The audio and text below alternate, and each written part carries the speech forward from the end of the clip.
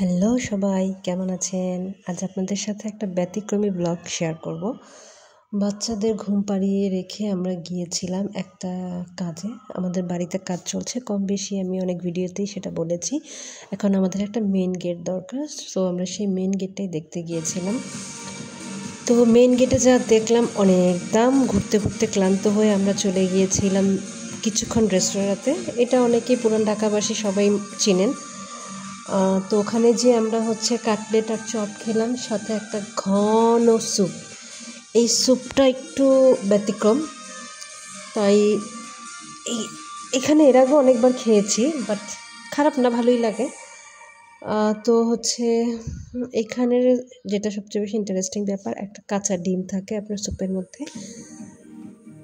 ভালো লাগে জিনিসটা খেতে। তো এতটাই ঘন যে ওকে আসলে আর এত পরিমাণ বেশি যে এক বাটি স্যুপ খেলে আপনি আর কোনো কিছু খাওয়ার প্রয়োজন হবে না। ভালো যে আগে কাটলেট আর চপটা খেয়েছিলাম, নয়তো এই স্যুপ খাওয়ার পর আর বাকি মনে হয় না পেটে যেত। তো এইখানে টক থাকে আলাদা, আর একটা মরিচের ঝাল ঝাল পানি থাকে, পাগলা পানি, যেটা আপনার যত ঝাল প্রয়োজন আপনি দিয়ে খেতে পারেন। এটা একটা ভালো সুবিধা, কারণ সবাই ঝাল খায় না। কেউ অনেক বেশি খায়, কেউ অল্প খায়, কেউ মিডিয়াম খায়। আপনি আপনার প্রয়োজন অনুযায়ী ঝালটা দিয়ে নেবেন। তো আমি এখন আর আগের মতো ঝাল খাই না, ঝালটা একটু কমাই দিছি। আগে প্রচুর ঝাল খেতাম, আমি আর আমার বান্ধবী মিলে প্রতিযোগিতা দিয়ে আগে আমরা ঝাল খেতাম, এত পরিমাণ ঝাল খেতাম।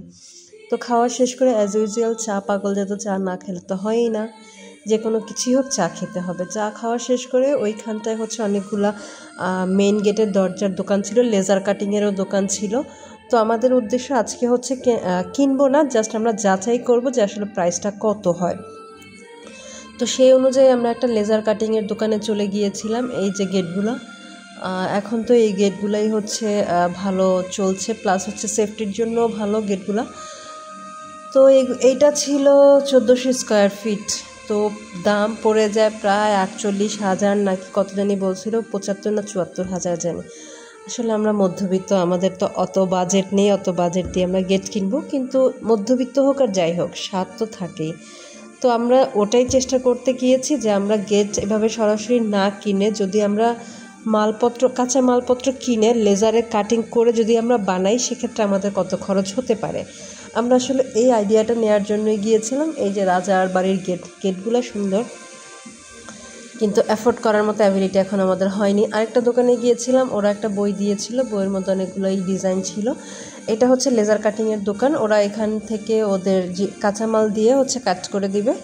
তো আমরা দুইটা নিয়েই কথা বলতে গিয়েছিলাম। তো দুইভাবেই আমরা যাচাই বাছাই করে আসলাম, আমরা কাঁচামাল দিলে কত আসবে আর ওরা কাঁচামাল দিলে কত আসবে। এটা আমাদের বাসার গেটটা হবে, এইখানেই আমরা গেটটা সেট করব। তাই এত জল্পনা কল্পনা, যেহেতু আমরা মধ্যবিত্ত, আমাদের স্বপ্নের বাড়ি, আল্লাহ আমাদেরকে সামর্থ্য দিয়েছে স্বপ্নের বাড়ি তৈরি করার, তাই আমরা চেষ্টা করছি বাড়িটাকে আরও সুন্দর করে করার।